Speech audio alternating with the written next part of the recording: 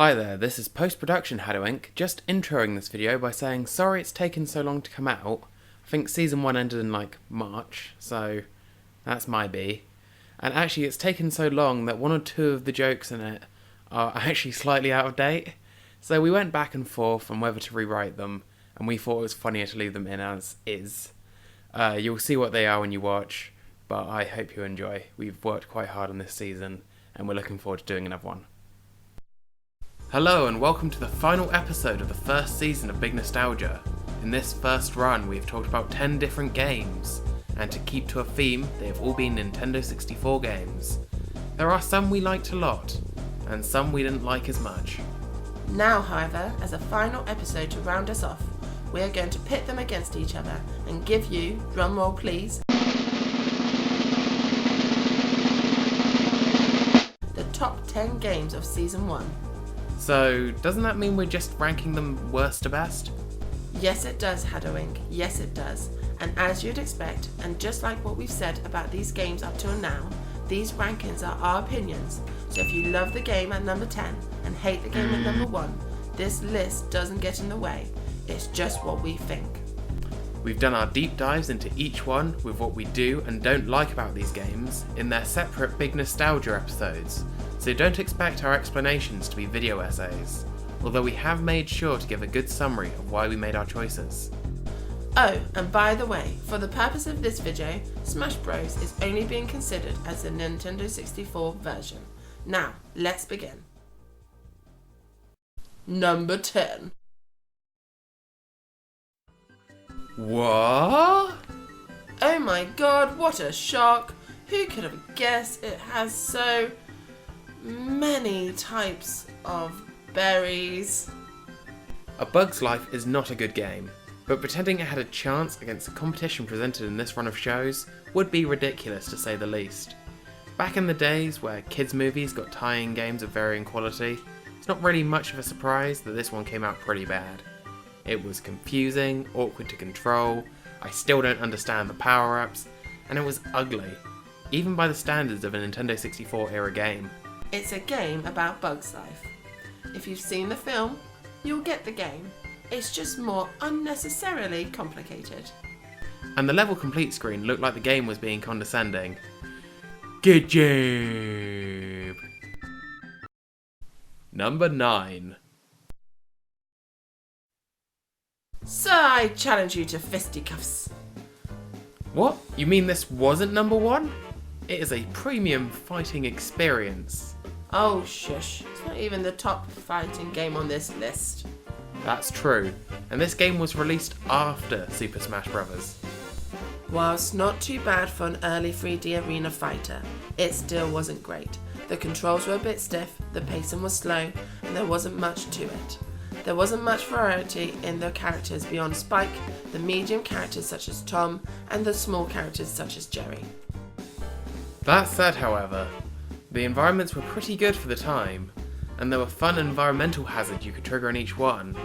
There are certainly worse franchise spin-off games released in this period of time. It was a decent arcade experience and we enjoyed it, but sadly it doesn't hold up when we compare it to the other games on this list. But hey, it had a squad strike mode before Smash Bros did, so how's that to hang its hat on?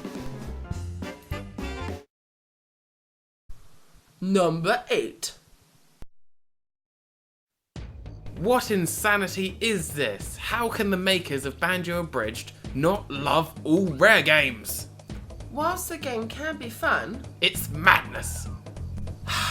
like I was saying, whilst this game can be fun, it's probably disadvantaged by the fact it had so many collectibles. Like, too many collectibles. It had a ridiculous amount. This game was incredibly ambitious for its time and its scale, and having 5 different playable characters was fun. But not being able to collect collectibles unless you were the right Kong was annoying, and meant you had to retread the same areas multiple times. The controls could be awkward at times, and some enemies were just a pain to fight. I do, however, really like the way DK was portrayed. His design and the way he was brought into the world of 3D gaming was well done, and it's a shame we haven't had another 3D DK game since then. However, I don't feel very connected to this game as it was difficult to play and didn't flow as well as some of the other games on this list, or other more iconic Rare games. But hey, we got a fun rap out of it. DK. Donkey Kong. No. Uh, No. oh. Number 7. Uh-oh. Don't let Phil see this. Are you trying to give us a heart attack here? Another Rare game. Yeah, but like Donkey Kong, it looks worse than it is due to the high number of quality games we've included in our first run of podcasts. Perfect Dark might be our favourite N64 shooter, and it was one we played to death as kids.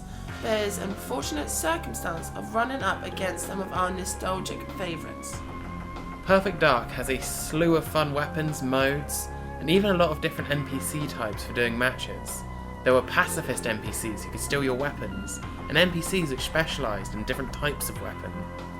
And a tranquilizer gun, which didn't do anything but make things look trippy.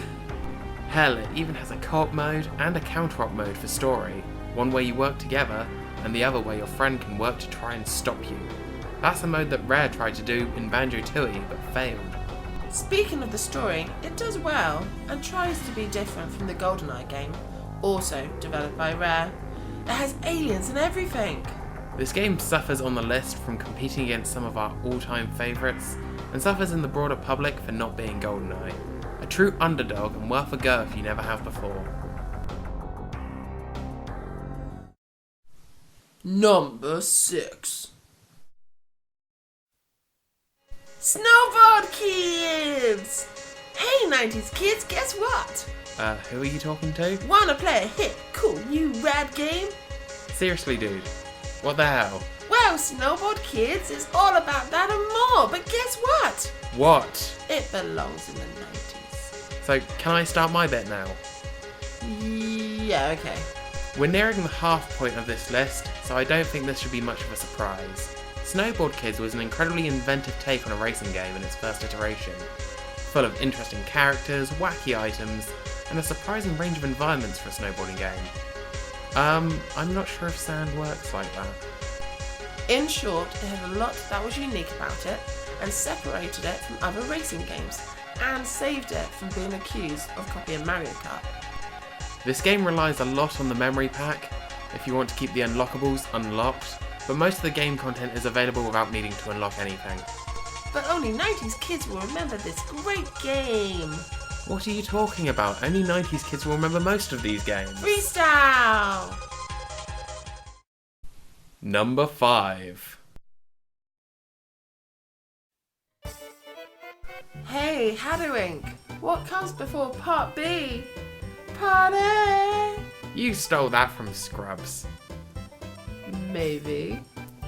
Mario Party 2 is a classic entry into the series, and possibly our favourite of the bunch. The lands have simple but fun themes to them, the minigames are varied and interesting, and the characters all wear costumes for the occasion. It's a riot that will either be a fun night for friends, or a vitriol-filled evening of revenge and backstabbing. While this game is fun, it can still take an hour and a half to complete, at a minimum, which can be a bit long if you're not looking to have a long gaming session. However, you can save and come back if you don't want to do it in one sitting. Something we didn't talk about too much in the episode though, that there was a wide range of stuff in Minigame Land if you didn't fancy a full board game. These modes are all fun and diverse, and well worth diving into just as much as a full game. There's a ton of good minigames too, like Hexagon Heat, Bumper Balls, Shot, Drop and Roll, and Move to the Music, plus many, many more. So to sum up, just a really solid party game experience. And it's no wonder that despite the tons of entries since, we still find ourselves playing Mario Party 2. Psst. Also, there's a video of Hadowink playing this drunk somewhere on YouTube. No, don't tell them that. Why would you Number 4. Another second game in a Mario spin-off series. It's kinda fitting, right? True, and it still baffles me that critics at the time didn't think it varied itself enough from Super Mario Kart. This game brought the series into the 3D properly. Well, kinda. The player is technically a 2D sprite designed to look 3D. You know what I mean? Bright, colourful courses, gradients in the terrain that go up and down, and Rainbow Road. How nuts was that for the time? This game introduced a load of new stuff to the Mario Kart series, such as fake item boxes, the dreaded blue shell, and even Wario.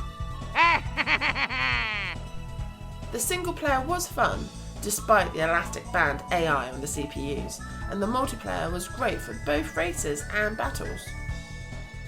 While Super Mario Kart showed Mario could race, Mario Kart 64 secured the franchise's place in the Nintendo lineup. Shame that it had to eat F-Zero though later on. Yeah. But hey, we played Mario Kart 64 for our Let's Play series, so you should check it out too. All together now? Shameless plug! Number 3.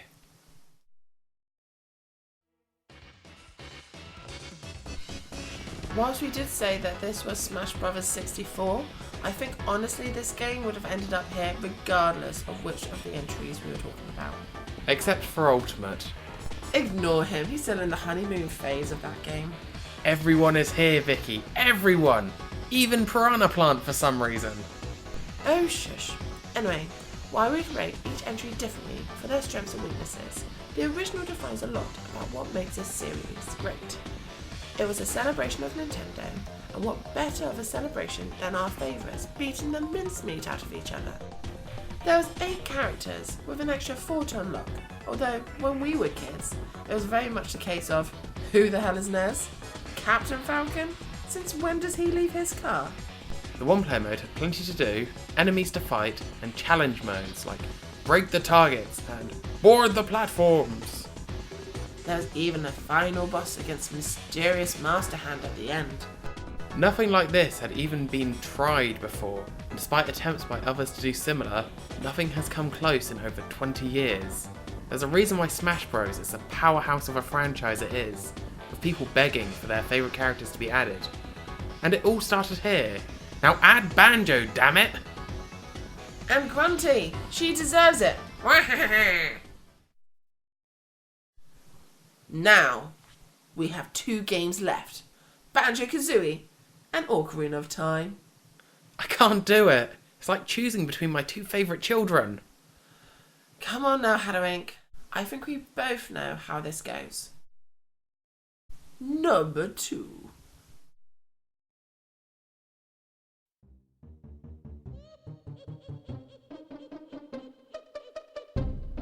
Yeah, okay. I guess you're right. Damn straight I am, and to be honest, if it was up against literally any other game, then Banjo probably would have come out on top. This is probably going to sound like we're talking with rose-tinted glasses here, as guys who made Banjo Abridged, but this game is a masterpiece of great design, interesting visuals, varied and fun gameplay, and a wacky humour. Levels had a good size to them without being too big, and there were a great breadth of different levels, including Halloween and Christmas levels. There was a good number of items with clear uses, and in a lot of cases multiple approaches can be used to fight or solve problems, and if not, it was usually pretty clear as to what you had to do. The game isn't without a few issues though. Being an early Nintendo 64 game meant the camera could get stuck in the environments, and losing all your notes if you died could be frustrating if you died close to 100 notes. Engine room. But in short, it's fun to beat, rewarding to 100%, and a truly memorable experience. Although, the final boss might be one of the most difficult bosses in any of the games on this list. Freaking hard, man. Number 1.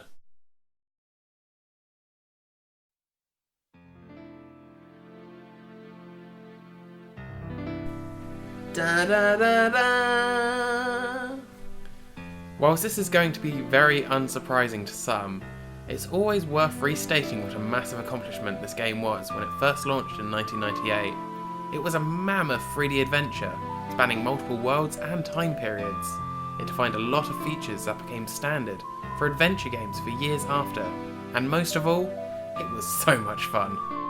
You can definitely argue that other later Zelda games are better overall, but this is where the 3D Zelda games first began, and later ones wouldn't quite have been the same if it wasn't for this one being such a trailblazer. Z-targeting, Epona, day-night cycles, epic 3D boss encounters, just some of the great elements this game is known for. Bring that together with a massive, fascinating world to explore, people to talk to, puzzles to solve, and a Hyrule to save, and you are onto a real winner with this game. And a great soundtrack. Are you on about the Gerudo Valley theme again? Well, yes, but not just that. There's Gerudo Valley, Lost Woods, Saria's Song, Zelda's Lullaby. Even the various boss themes are perfect in letting you know the scale of the encounter you've gotten yourself into. In short, Ocarina of Time is timeless. Ugh, what a cheesy line. You wrote it? Yeah, but you actually said it.